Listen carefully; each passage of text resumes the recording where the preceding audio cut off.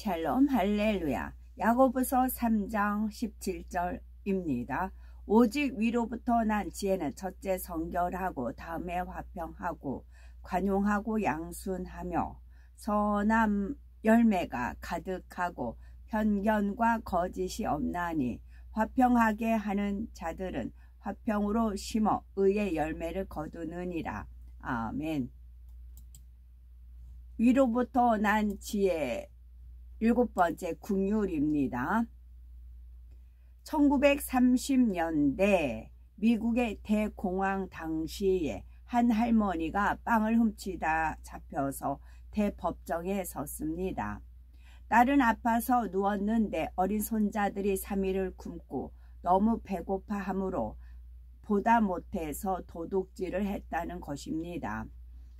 이 사정을 들은 사람들은 할머니를 용서해 주길 원했지만 판사는 벌금 10달러를 선고하였지요.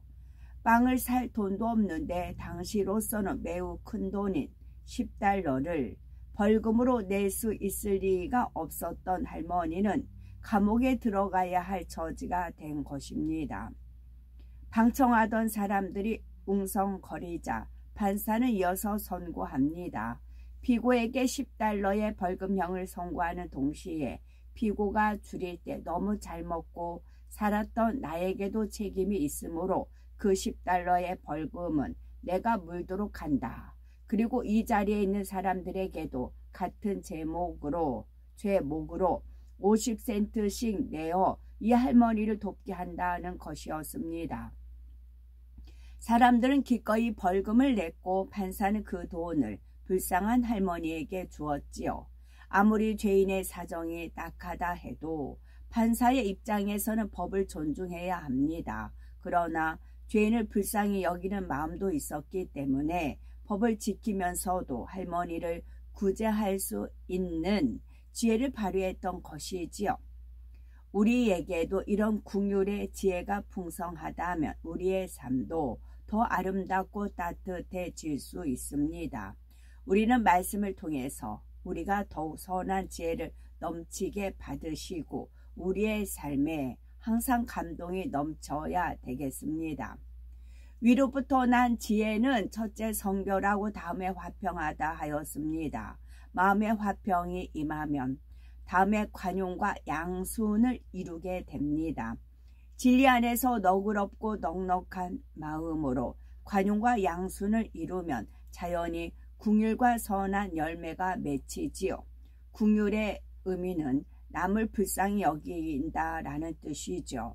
그런데 영적으로는 불쌍히 여기는 것만이 아니라 한 영혼을 천하에서 귀하게 여기는 마음이 있어야 긍휼이라 할 수가 있는 거죠. 아무리 가망이 없어 보이는 영혼이라도 아직 생명이 붙어 있는 한 포기하지 않고 끝까지 구원을 얻게 하려는 마음이 있어야 하는 것입니다. 바로 이러한 긍휼을 베풀었을 때 성령의 역사 속에 얻어지는 모든 열매들이 곧 선한 열매가 되지요. 그래서 긍휼과 선한 열매는 하나의 짝을 이룹니다. 이러한 긍휼에는 용서의 긍휼, 징계의 긍휼, 구제의 긍휼 등 여러 측면이 있습니다. 용서의 긍휼을 살펴보면 하나님의 마음은 긍휼 자체이십니다. 만약 하나님께서 죄인들을 용서하지 않고 율법대로만 처리하셨다면 세상에 어느 누가 살아남을 수 있겠습니까? 하나님께서 긍휼을 베푸시기에 우리가 회개할 기회를 얻을 수가 있고 온전한 구원에 이룰 수가 있는 것입니다. 아버지 하나님의 마음과 같이 주님의 마음 또한 긍휼 자체이시지요. 마태복음 12장 20절은 예수님에 대해 상한 갈대를 꺾지 아니하며 꺼져가는 심지를 끄지 아니하기를 심판하여 이길 때까지 하리니 했습니다. 예수님께서는 상한 갈대처럼 혹은 꺼져가는 심지처럼 구원의 가능성이 적어 보이는 사람이라도 끝까지 참아주셨지요. 의인을 부르러 온 것이 아니라 죄인을 불러 회개시키러 오셨다 하시면서 세리나 창기와 같이 멸시받던 죄인들에게도 복음을 전하셨습니다. 그런데 예수님께서 아무리 놀라운 권능을 베푸시고 선한 일만 행하셔도 대적한 사람들도 있었습니다. 가룟 유다처럼 예수님을 팔아넘긴 사람도 있었지요. 하지만 예수님은 이런 악인들을 보실 때도 너는 도무지 구원받지 못할 만한 중심이다 하고 차갑게 외면해 버리지 않으셨습니다. 마지막 순간까지도 구원의 기회를 열어주시고자 진리를 가르쳐 주셨고 십자가에 달려 죽으심으로 모든 인류에게 구원의 길을 열어주셨지요. 그 보혈의 공로를 의지하여 구원을 얻은 무수한 영혼들이 바로 예수님께서 긍휼을 통해 맺으신 선한 열매인 것입니다. 에베소서 4장 32절에 서로 인자하게 하며 불쌍히 여기며 서로 용서하기를 하나님이 그리스도 안에서 너희를 용서하심과 같이 하라 했습니다. 하나님께서 주님께서 우리를 긍휼히 여기시고 용서하심과 같이 우리도 서로를 용서하라 하신 것이지요.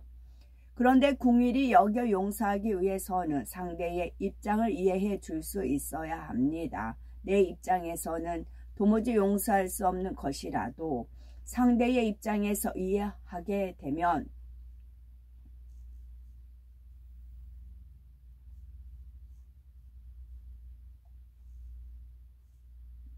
내 입장에서는 도무지 용서할 수 없는 것이라도 상대의 입장에서 이해하게 되면 용서할 수가 있습니다. 예를 들어 믿지 않는 부모님이나 남편이 핍박을 할 때 상대를 이해하지 못하면 원망스럽기만 합니다. 핍박하는 상대를 사랑할 수가 없고 두려움과 서운함 속에 피하려고만 하게 되지요. 그러나 영의 세계를 모르는 남편의 입장에서는 나를 이해할 수가 없겠구나. 그러니 그렇게 핍박을 하는구나 하고 마음에서부터 상대를 이해하게 되면 오히려 남편이 불쌍하고 안타까운 마음이 듭니다. 오히려 핍박받는 것조차 자기 탓으로 돌리고 남편을 위해 대신 회개의 기도를 하기도 합니다. 이런 긍휼의 기도가 있을 때 하나님께서는 남편의 마음을 움직여 주십니다. 또 남편에게 말을 할 때도 마음에 감동을 줄 수 있는 지혜가 오지요. 어떻게 설명을 해야 믿지 않는 남편의 입장에서도 이해가 될 수 있는지 그 방법을 깨닫게 되는 것입니다. 믿음 있는 아내의 입장에서는 너무나 옳고 너무나 당연한 이야기를 해도 믿음 없는 남편에게는 이해되지 않는 것이 많습니다. 그래서 교회나 믿음에 대해 대화할 때 아내가 자기의 입장에서만 말을 하면 서로 변론을 하게 되지요. 변론을 하면 서로 감정이 상하게 되고 남편의 마음이 더 불편해질 뿐입니다. 상대가 들렸다고만 할 것이 아니라 상대의 마음을 이해하며 그 입장에서 생각할 때라야 지혜가 옵니다. 적당한 비유나 예화도 떠올려 주시고 믿지 않는 남편의 입장에서도 납득할 수 있도록 설명할 방법을 찾게 되는 것이지요. 성도들을 대할 때도 마찬가지입니다. 어떤 사람은 일꾼인데도 사사건건 불평하고 다른 사람을 힘들게 하는 경우가 있지요. 오랜 세월 진리를 들어도 변화되지 않고 여전히 속이려고 하는 거짓된 사람들도 있습니다. 한편으로는 이런 사람들이 답답하게 여겨질 수도 있습니다. 그토록 진리의 말씀을 듣고도 왜 저렇게 변화가 없나 라고 생각하게 되는 것이지요. 그러나 이럴 때라도 상대를 이해하면 긍휼히 여길 수가 있습니다. 그들도 진리를 들어서 알고 영으로 들어가고 싶다고 생각되는 것이지요. 나름대로 하나님을 사랑하고 또 주님에게 힘이 되고 싶어 합니다. 그러나 그들은 태어나면서부터 혹은 자란 환경 속에서 마음의 비진리가 많이 심어졌기 때문에 선으로 마음을 변화시킬 힘이 약합니다. 머리로는 선을 행해야 함을 알지만 진리로 마음을 지킬 수 없을 때 누구보다도 그들 본인이 제일 답답한 것이지요. 육을 버리지 못하는 만큼 성령의 충만함도 형통함도 받지 못하니 얼마나 안타깝습니까? 그러니 그런 상대가 불평하고 심술을 부린다 해도 미운 것이 아니라 안쓰럽고 사랑스럽게 보일 수가 있는 것입니다. 그로 인해서 어떤 손해를 입거나 불편함을 겪게 되어도 인내하고 용납해 줄 수 있는 것입니다. 징계에 긍휼이 있습니다. 용서와 징계에는 반대되는 말처럼 보이지만 그렇지가 않습니다. 긍휼에 관한 징계는 판단 정죄나 미움이 아닌 사랑으로 하는 징계이기 때문이지요. 하나님께서 주시는 징계도 마찬가지입니다. 히브리서 12장 5절에서 6절에 내 아들아 주의 징계하심을 경히 여기지 말며 그에게 꾸지람을 받을 때에 낙심하지 말라. 주께서 그 사랑하시는 자를 징계하시고 그의 받으시는 아들마다 책질질하심이니라 하였고 8절에는 징계는 다 받는 것이거늘 너희에게 없으면 사생자요 참 아들이 아니니라 했습니다. 사랑하기 때문에 참자녀이기 때문에 잘못할 때도 징계도 하시는 것이지요. 죄의 담이 너무 많이 쌓여 하나님께서 외면해 버리시면 징계조차 없습니다. 때때로 일꾼 중에 심히 죄의 담을 쌓는 경우 하나님께서 밝히 알려주시면서도 그에게 책망을 하지 말라 하시는 경우가 있지요. 이는 수많은 말씀으로 경계했지만 듣지 않았고 이제 그 잘못을 드러내어 책망한다면 전보다 더 큰 악을 행하게 된다는 것입니다. 이럴 때는 어찌해야 됩니까? 어떻게든 구원받을 길을 열어달라고 하나님께 눈물로 매달려 기도하는 것이고 당사자에게는 권면조차 할 수가 없는 것이지요. 우리는 범사에 하나님의 뜻대로 행하여 어떤 책망이나 징계도 받을 일이 없어야 되겠습니다. 혹여 아직은 온전치 못하여 징계나 연단을 받을 상황이 된다면 그때도 가장 지혜롭게 행해야 되겠죠. 어떤 사람은 책망을 피하고자 자기 잘못을 덮고 변명을 계속합니다. 혹은 자신의 부족함이 드러난 것으로 인해서 심히 낙심해 버리기도 하지요.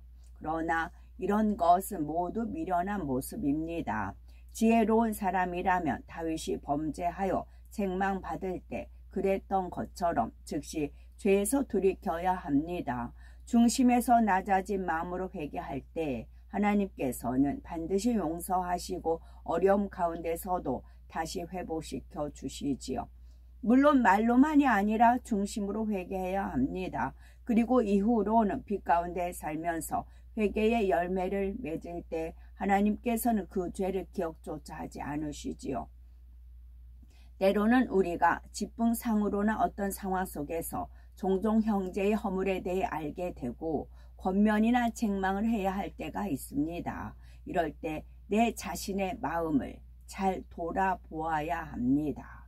사랑의 권면인 것처럼 포장을 하지만 실상은 내 의와 틀 속에서 상대를 찌르는 악한 마음이 아닌지 내가 높아진 마음으로 상대를 가르치려고 하고 내 뜻대로 주관하려는 것은 아닌지 이런 것을 늘 점검해 보아야 되지요. 긍휼이 없이 권면할 때는 상대가 내 말을 들어주지 않습니다. 그런데 상대가 돌이키지 않으면 그에게 감정을 품거나 차갑게 외면한 것을 보지요. 혹은 무시당했다는 생각에 자존심이 상해서 더 강하게 찌르는 말로 책망을 합니다. 그렇게 해서라도 상대가 잘못을 인정하게 만들려고 하는 것이지요. 이런 책망은 하지 않는 것보다 못합니다. 아무리 하나님의 말씀을 인용해서 말한다 해도 사랑으로 하는 것이 아니라면 성령의 역사를 볼 수가 없기 때문이지요. 상대를 깨우쳐주고 생명을 주는 것이 아니라 오히려 상대에게 감정이 생기게 하거나 힘이 빠지게 만드는 것입니다. 자신의 잘못을 깨닫고 다시 잘 해보려고 노력하다가도 감정 섞인 권면이나 비난을 듣게 되면 낙심해서 주저앉아 버릴 때가 있는 것입니다. 그러므로 상대를 권면하거나 징계할 때는 참으로 상대의 마음과 입장을 이해하는 긍휼 가운데 해야 합니다. 또한 그를 위해서 내 생명이라도 줄 수 있는 사랑의 마음으로 기도하며 권면해야 하는 것이지요. 이런 마음이 되었을 때 필요하다면 징계를 해서라도 상대의 영혼을 진리로 이끌어 줄 수가 있습니다. 또한 참으로 상대를 염려하고 긍휼히 여기는 마음이라면 책망할 때도 지혜롭게 해야 합니다. 요한계시록에 보면 주님께서 에베소서 교회에 책망하시는 장면이 나오지요. 이때 주님께서는 에베소서 교회를 책망하기 전에 먼저 그들이 잘한 일들을 하나하나 칭찬해 주십니다. 그 칭찬을 듣고 마음이 열렸을 때 비로소 그들이 잘못한 것을 깨우쳐 주시고 이에 대해 엄히 경고와 책망을 하시지요. 책망을 마치면 이번에는 또 다른 잘한 것을 칭찬하십니다. 책망 한 가지를 할 때도 상대가 힘을 잃지 않도록 그래서 잘할 수 있도록 배려하는 것입니다. 우리도 이렇게 상대의 마음을 여는 지혜를 활용할 수 있어야 되겠죠. 특히 부모님들이 자녀를 교육할 때는 더욱 주의해야 되겠습니다.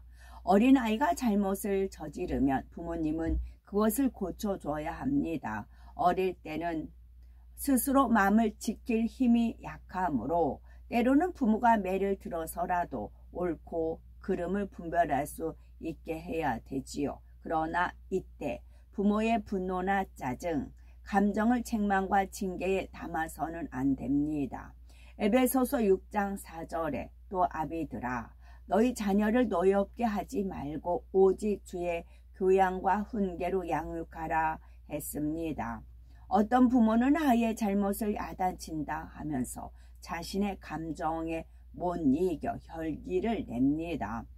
잘못한 것만 깨우쳐 주는 것이 아니라 자녀에게 온갖 말로 상처를 주는 것이지요. 내가 그렇게 말해도 왜 너는 순종을 못하니? 너 같은 자식을 낳고 미역국을 먹었다니 내 속이 터져려고 한다 하거나 그렇게 말 안 들으려면 당장 집으로 나가라. 너 같은 자식은 필요가 없다 하며 아이를 자극하고 주눅들게 합니다. 옆집 아이는 착하고 공부도 잘하는데 너는 왜 늘 그 모양이냐 하고 남과 비교해서 자존심을 상하게 하기도 하지요. 만약 우리가 아이의 입장이라면 이런 말을 듣고 중심의 회개가 나오겠습니까? 아, 내가 잘못했구나. 부모님께 죄송하다. 앞으로 정말 잘해야 되겠다. 이런 생각이 들겠습니까? 아마 반발심과 불만이 생기기가 더 쉬울 것입니다. 아무리 어린 자녀라 해도 하나님 앞에서는 어른과 마찬가지로 소중한 한 영혼입니다. 내 자녀들을 대할 때도 긍휼의 마음으로 상대의 마음과 감정을 배려해 줘야 하는 것이지요. 그렇다고 해서 내가 혈기와 감정으로 대하게 되니까 차라리 아이가 잘못해도 상관하지 않겠다 해서는 안 됩니다.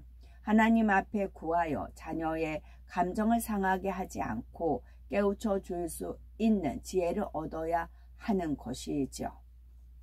긍휼은 상대의 입장이 되어주며 상대의 마음이 되어주는 것입니다. 그럴 때 상대를 살릴 수 있는 지혜를 얻게 되며 그 지혜로 지쳐있는 영혼에게 힘을 줄 수가 있고 상처받은 영혼을 위로할 수가 있습니다. 항상 상대의 입장에서 섬기고 힘을 주며 주변의 영혼들을 생명의 길로 인도할 수 있는 거지요. 진리 가운데 살지 못하는 사람들을 대할 때도 항상 어찌하면 살릴 수 있을까 하는 마음으로 선한 눈으로 그들을 바라보셔야 되겠고 마태복음 5장 7절은 긍휼히 여기는 자는 복이 있나니 저희가 긍휼히 여김을 받을 것이며 라고 했습니다. 이 말씀대로 긍휼을 베푸는 우리에게 하나님께서도 긍휼과 자비를 베푸심으로 영육간에 풍성하게 복을 받는 지혜로운 우리들이 되셔야 되겠습니다. 아멘. 샬롬.